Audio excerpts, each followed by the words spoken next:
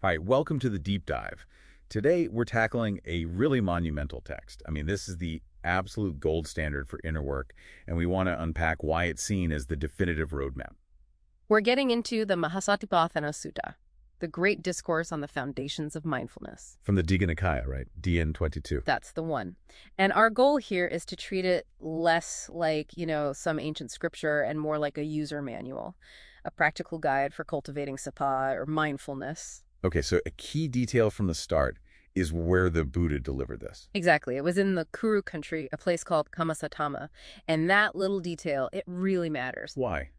Why should we care about the location? Well, because the commentaries suggest the Kuru people were unusually sharp. They had a high degree of intellectual and spiritual maturity. So this wasn't Mindfulness 101. Not at all. He wasn't giving them the simplified version. He was giving them the complete, unabridged guide, the V2.0, if you will. And that explains the depth here, because there's a shorter version of this text, but this one, the Mahāsatipaṭṭhāna, it really expands on that fourth foundation. Yeah. Right? Mental qualities. It does. And that's the part that explicitly bridges the moment-to-moment practice with, the big ideas of the Dhamma. The Four Noble Truths are right in there. It's the whole package. And wastes no time. Yeah. The opening line is this incredibly bold declaration. It is.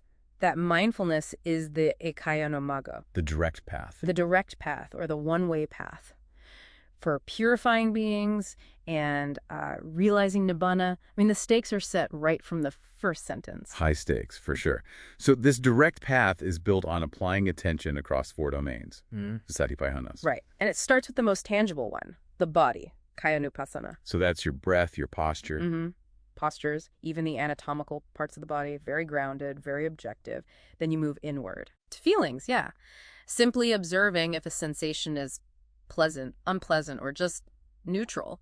And the key is not getting attached to any of them. And after feelings. The mind itself. Cittanupassana. You're just observing its state. Is it lustful? Is it angry? Concentrated? You're watching the operating system run. And then we get to that final, really deep one. Mental qualities. Yes, and that's where you observe things through these doctrinal frameworks. You watch for the 5 hindrances arising, or you see the 4 noble truths playing out in your own experience. So this is where it all comes together. This is where the core insight lives, because there's this recurring refrain in the text. You have to observe a phenomenon's origination, its samudaya. In its dissolution, its vaya. Exactly. It's coming into being and it's passing away. Wait, so the goal isn't just to, zone out and feel calm? No, not at all. This is active investigation. Yeah. The entire point is to cultivate a direct insight into radical impermanence anicca. That's what leads to liberation. I see. That's why scholars see this text as maybe the most authentic meditation instruction we have. It's considered the heart of Buddhist meditation, and its impact is. It's just huge. This one text is basically the foundation for the entire Vipassana revival in the 19th and 20th centuries.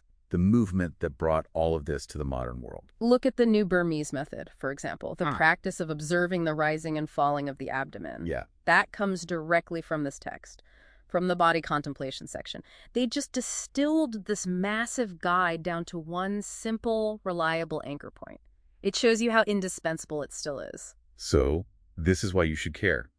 The text really does synthesize the observation of the microcosm, your own body, your own mind, with the macrocosm of universal truth. And the promise is clear. The end of suffering is presented as a tangible, achievable goal. So here's a final thought to leave you with. If this text, this incredibly detailed roadmap for mental freedom, was designed for the intellectual and spiritual elite of an ancient civilization, what kind of insight might you be capable of if you started applying that same foundational map to your own life?